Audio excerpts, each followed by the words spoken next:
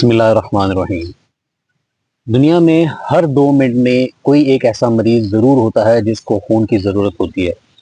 और ये खून की ज़रूरत कैसे पूरी होती है? मेरे और आप जैसे लोग जो सेहतमंद लोग होते हैं नॉर्मली वो खून डोनेट करते हैं तो ये खून की ज़रूरत जो है वो पूरी होती है। आज की मेरी वीडियो ब्लड ट्रांसफ्यूजन यानी कि खून अतिया करने, इसके फ़वाइद, किन लोगों को ब्लड यानी कि खून की ज़रूरत होती है, कौन लोग इसको डोनेट कर सकते हैं और कौन इसको नहीं डोनेट कर सकते, और आपको बजाते खुद ब्लड डोनेट करने का क्या फ़ायदा होता है। सबसे पहले ब्लड ट्रांसफ्यूजन क्या होती है? Blood transfusion is basically a process जिसमें आप एक ट्रांसफ्यूजन सेंटर में या किसी हॉस्पिटल में जाते हैं। 30 से 35 मिनट का प्रोसेस होता है। आपका ब्लड ग्रुप देखा जाता है, आपको कुछ बीमारियों के लिए क्विकली स्क्रीन किया जाता है और आपको एक प्रिक किया जाता है। कंपैरेटिवली जो कैनोला होता है उस थोड़ी बड़ी नीडल से आपको प्रिक किया जाता है और 30 से 15 से 20 मिनट के दौरान आपका 400 ml से 800 ml के दरमियान ब्लड कलेक्ट कर लिया जाता है और उसके बाद आपको स्नैक्स वगैरह, जूस वगैरह देकर आपको अल्लाह हाफ़िज़ कर दिया जाता है। तो ये एक 30 से 35 मिनट का प्रोसेस है जिसमें आपने ब्लड डोनेट कर देना होता है। अब इस ब्लड डोनेट करने से 30 से 35 मिनट के आपकी जो एक्टिविटी है, इससे कितने मरीजों को और कितने लोगों को क्या फ़ायदा हो सकता है? तो ये सवाल लेके चलता है मेरे वीडियो के अगले पार्ट की तरफ, यानी कि किन लोगों को खून की ज़रूरत होती है। सबसे पहले तो जो इम्पोर्टेंट चीज़ है वो ये है कि जो थैलेसीमिया मेजर के पेशेंट्स होते हैं, जो कि सर्वाइव ही आपके जो आप ब्लड डोनेट करते हैं उस पे करते हैं, उस पे ही उनका सर्वाइवल है, तो उनके लिए ज़रूर अपने इर्द-गिर्द इलाकों में देखें, जो थैलेसीमिया सेंटर्स हैं उनके लिए ब्लड ज़रूर डोनेट करें। नंबर 2, कुछ ऐसे मर्ज़ होते हैं जिनमें एक्यूटली आपको पेशेंट का प्लाज़्मा, खून का एक पार्ट होता है प्लाज़्मा, उसको चेंज करना होता है, निकाल के नया डालना होता है, जिसमें जीबीएस है और बहुत सारी बीमारियाँ हैं।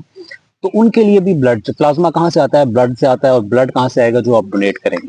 उसके बाद अगर कोई ऐसा पेशेंट है जिसको कोई ट्रॉमा हुआ है, कोई मेजर एक्सीडेंट हुआ है, कोई बड़ी शरेआन उसकी डैमेज हो गई है, ब्लड लीक हो रहा है, उसको अर्जेंट ब्लड की रिक्वायरमेंट है। उसके अलावा अगर किसी की पेशेंट की एक्यूट सर्जरी होनी है जिसमें मेजर ब्लड लॉस का खदशा है, तो उसको ब्लड रिक्वायर्ड हो सकता है। उसके अलावा अगर कोई पेशेंट क्रॉनिक डिजीज़ में है किसी, जिसमें खून की कमी बनना कम हो गई है, जिसमें कैंसर हो सकता है, कोई ऑटोइम्यून डिजीज़ हो सकती है, बहुत सारी बीमारियाँ हो सकती हैं, तो उनको ब्लड की रिक्वायरमेंट हो सकती है। तो उसके अलावा अगर किसी का नॉर्मली एज भी कम है, जिस तरह गायनिकोलॉजिकल पेशेंट्स होते हैं, सॉरी ऑब्स्टेट्रिक में जो जब प्रेगनेंसी होती है उसमें ब्लड की रिक्वायरमेंट होती है ड्यूरिंग डिलीवरी या सी सेक्शन के दौरान। तो ये चंद मैंने आपको चीज़ें बताई हैं, क्योंकि the list is never ending. इसमें आप जो है वो मरीजों को ब्लड की ज़रूरत होती है। अब ब्लड डोनेट करने का आपको क्या फ़ायदा होता है? सबसे पहले तो आपका 400 टू 8 ml जो ब्लड निकलता है, बॉडी ने उसको रिप्लेस करना है। तो आप ये समझ लें कि आपका ब्लड क्लेंस होता है, सफाई होती है खून की। नंबर 2, आपकी बॉडी से केमिकल्स निकलते हैं, आपकी बॉडी में सैटिस्फैक्टरी या जो गुडविल हार्मोन्स होते हैं वो प्रोड्यूस होते हैं, डोपामाइन और सेरोटोनिन, जो कि आपको मेंटल सैटिस्फैक्शन दिलाते हैं, जो कि दौरे हाजिर में और जनरली भी जो है वो हमारे लिए बहुत ज़रूरी है, मेंटली सेटिस्फाइड होना। उसके अलावा overall it improves your immunity and general physical health. So अब ब्लड डोनेट करना जो है वो बहुत फ़ायदेमंद चीज़ है इंसान की सेहत के लिए, चाहे वो नफ्सियाती हो या जिस्मानी सेहत हो उनकी।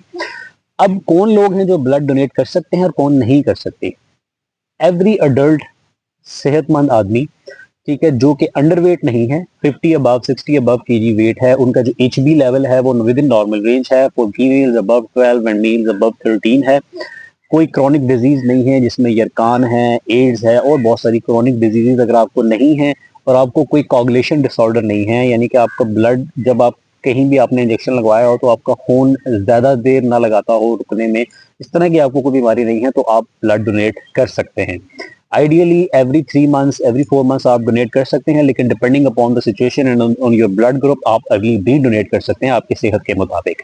अब कौन लोग जो नहीं कर सकते? अगेन, जिनको कोई क्रॉनिक डिजीजेज हैं, क्योंकि जब वो क्रॉनिक डिजीज अगर आपको है और आप ब्लड डोनेट कर रहे हैं और वो खुदा ना खास्ता किसी तरह अनडिटेक्टेड निकल जाता है स्क्रीनिंग प्रोग्राम के थ्रू, तो वो जिसको आप डोनेट कर रहे हैं उसको फायदे के बजाय नुकसान देगा।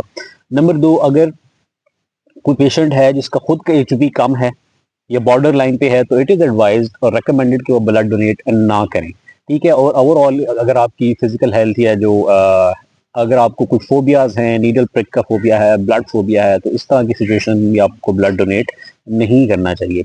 तो उम्मीद है कि आपको इस छोटी सी वीडियो से में मोटिवेशन हासिल होगी और आप ज़रूर अपने इर्द गिर्द जो भी ट्रांसफ्यूजन सेंटर्स हैं या हॉस्पिटल्स हैं या कोई ऑर्गेनाइजेशंस हैं जो इस से रिलेटेड काम कर रही हैं, तो उनके लिए आप उनके थ्रू आप पेशेंट्स के लिए ज़रूर ब्लड डोनेट करेंगे। Thank you so much. Allah हाफ़िज़।